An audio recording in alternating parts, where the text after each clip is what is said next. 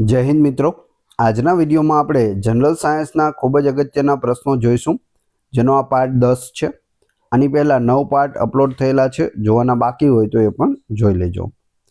छेल्ले तमारी टेस्ट पण लेवामां आवे छे। आ विडियोनी अंदरथी ज त्यां प्रश्नों पूछाय छे, तो व्यवस्थित विडियो जुओ, पूरो विडियो जुओ अने टेस्ट आपी तमे तमारुं नॉलेज पण चेक करी शको छो। ए सिवाय फ्रीमां आनी पीडीएफ पण तमने प्रोवाइड कराववामां आवे छे। कई रीते मळशे ते पण आपणे आगळ जोईशुं। तो जोईए खूब ज अगत्यनो आ विडियो। प्रकाश एटले शुं? प्रकाश ए एक प्रकारनी ऊर्जा छे जे विद्युत चुंबकीय तरंगोना रूपमां गति करे छे अने वस्तुओने जोवामां मदद करे छे। प्रकाशनो शून्यावकाशमां वेग केटलो होय छे? 3 लाख किलोमीटर प्रति सेकंड होय छे। एक सेकंड में 3 लाख किलोमीटर। प्रकाशनु परावर्तन एटले शुं? प्रकाशनु किरण कोई सपाटी पर અથડાઈને तेज माध्यम में पाछू फरवानी घटनाने प्रकाशनु परावर्तन कहे छे। समतल अरीसामां प्रतिबिंब केवुं रचाय छे? आभासी, चत्तु अने वस्तुना कद जेटलुं होय छे। अंतरगोळ अरीसानो उपयोग क्यां थाय छे? दाढ़ी बनाववाना अरीसा, टॉर्च अने गाड़ीओनी हेडलाइट में अंतरगोळ अरीसानो उपयोग थाय छे। बहिर्गोळ अरीसानो उपयोग क्यां थाय छे? वाहनोना साइड मिरर एटले के पाछळना दृश्यो जोवा माटे जे साइड में अरीसा आपेला होय तेमां क्यो काच होय? बहिर्गोळ अरीसो होय छे। प्रकाशनु वक्रीभवन एटले शुं? प्रकाशनु किरण एक माध्यममांथी बीजा माध्यममां प्रवेशता तेनी दिशा बदलावानी घटनाने प्रकाशनु वक्रीभवन कहे छे। पाणीमां राखेल सिक्को ऊंचो देखाय छे ते कई घटनाने कारणे थाय छे? प्रकाशना वक्रीभवनने कारणे थाय छे। लेन्स केटला प्रकारना होय छे? तो लेन्स छे ते मुख्य बे प्रकारना होय छे, बहिर्गोळ लेन्स अने अंतरगोळ लेन्स। बहिर्गोळ लेन्सनो उपयोग क्यां थाय छे?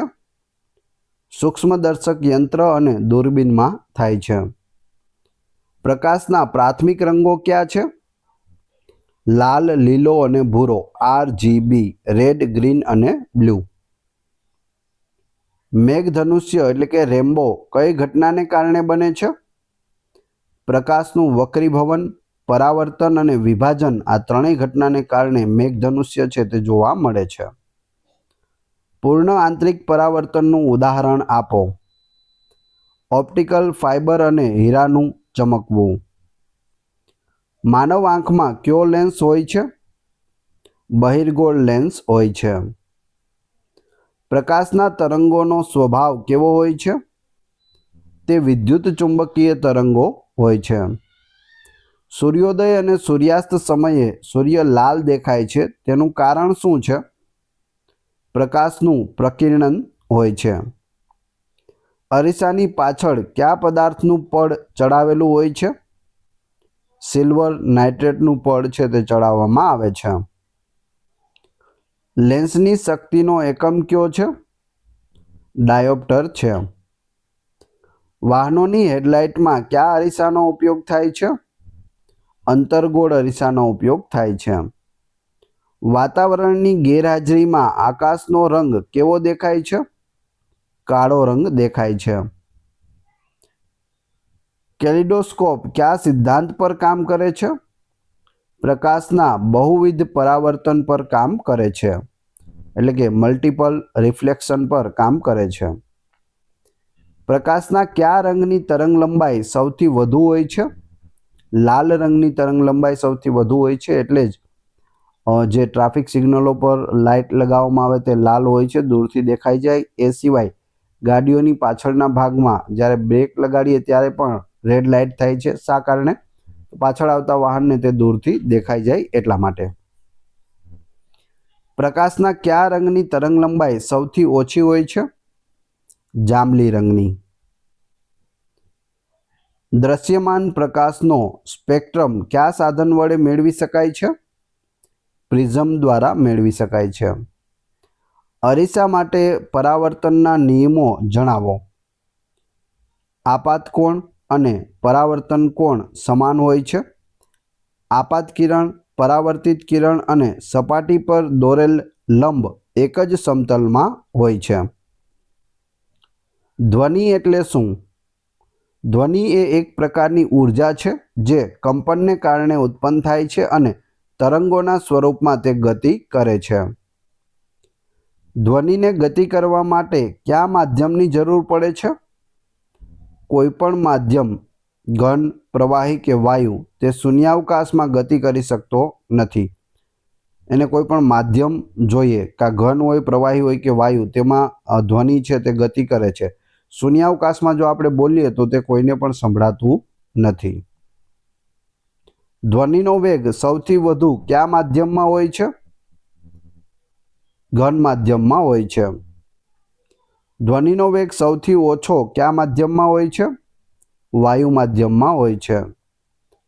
ધ્વનિના વેગનું માપન શાના વડે થાય છે? મેક નંબર વડે થાય છે. ધ્વનિના તરંગોનો સ્વભાવ કેવો હોય છે? યાંત્રિક તરંગો હોય છે, એટલે કે મેકેનિકલ વેવ્સ હોય છે. ધ્વનિના તરંગો કયા પ્રકારના હોય છે? લંબગત તરંગો હોય છે. ધ્વનિની લાક્ષણિકતાઓ કઈ છે? પિચ, તીવ્રતા અને ગુણવત્તા. ધ્વનિની પિચનો આધાર કયા પરિબળ પર છે? આવૃત્તિ પર, એટલે કે ફ્રીક્વન્સી પર હોય છે. મધુર અવાજની પિચ કેવી હોય છે? ઊંચી હોય છે. ધ્વનિની તીવ્રતાનો એકમ કયો છે? ડેસિબલ છે, ડીબી. માનવ કાન કેટલા ડેસિબલ સુધીનો અવાજ સહન કરી શકે છે? સામાન્ય રીતે 85 ડીબીથી લઈ અને 120 ડીબીથી વધુનો અવાજ કાન માટે છે તે નુકસાનકારક થાય છે. એટલે ઓછામાં ઓછો 85 ડીબી, વધુમાં વધુ 120 ડીબી. એથી વધારે હોય તો કાનમાં નુકસાન કરે છે. પડઘો, ઇકો એટલે શું? ધ્વનિનું કોઈ પણ સપાટી પર અથડાઈને ફરી સંભળાવવું તેને પડઘો અથવા તો ઇકો કહે છે. પહાડી વિસ્તારમાં તમે જઈ અને રાડ પાડો તો સામે તમને એવો જ અવાજ સંભળાય છે, તેને પડઘો એટલે કે ઇકો કહે છે. શું થાય તો કોઈ પણ સપાટીમાં તે અથડાય અને અવાજ પાછો પરત ફરે છે. પડઘો સાંભળવા માટે મૂળ ધ્વનિ અને પરાવર્તિત ધ્વનિ વચ્ચેનો સમયગાળો કેટલો હોવો જોઈએ? તો ઓછામાં ઓછો 0.1 સેકન્ડનો સમયગાળો હોવો જોઈએ તો પડઘો સંભળાય છે.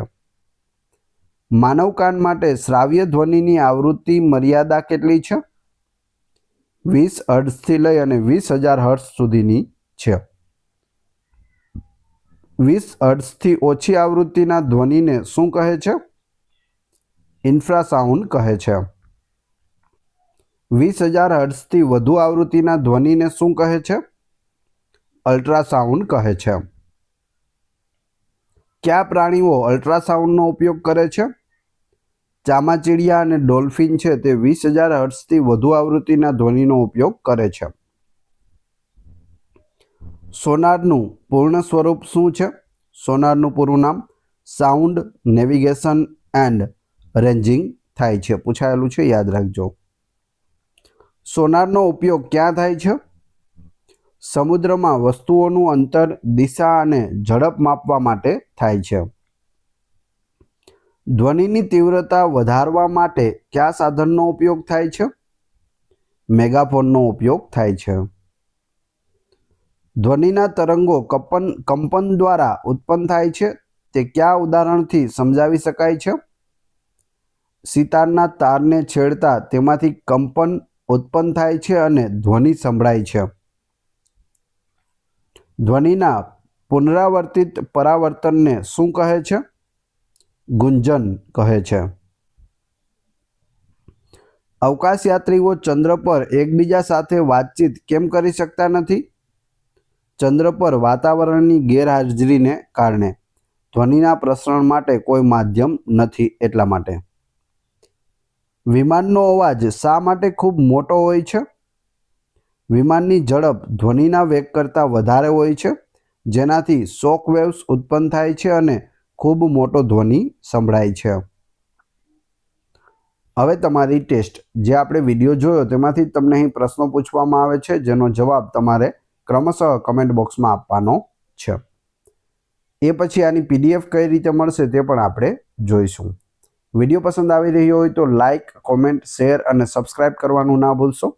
આ ચેનલ ઉપર ઘણા બધા વિડીયો અવેલેબલ છે. તમે ચેનલના નામ ઉપર ક્લિક કરી વિડીયોમાં જશો તો ત્યાં તમને બધા જ લેટેસ્ટ વિડીયો મળી જશે, જે તમે જોઈ શકો છો. ટેસ્ટમાં પ્રથમ પ્રશ્ન છે, સૂર્યોદય અને સૂર્યાસ્ત સમયે સૂર્ય લાલ દેખાય છે, તેનું કારણ શું છે? બીજો પ્રશ્ન છે, પ્રકાશના કયા રંગની તરંગ લંબાઈ સૌથી વધુ હોય છે? આ બંનેના જવાબ તમારે ક્રમશઃ કમેન્ટ બોક્સમાં આપવાના છે. આ વિડીયોની ફ્રી PDF ટેલિગ્રામ અને વોટ્સએપ ગ્રુપમાં મળી જશે, જેની લિંક ડિસ્ક્રિપ્શનમાં પણ આપેલી છે. આશા રાખું છું આવનાર બધી પરીક્ષા માટે આ વિડીયો તમને ખૂબ જ ઉપયોગી થશે. મળીએ છીએ નવા વિડીયોમાં. જય હિન્દ, જય ભારત.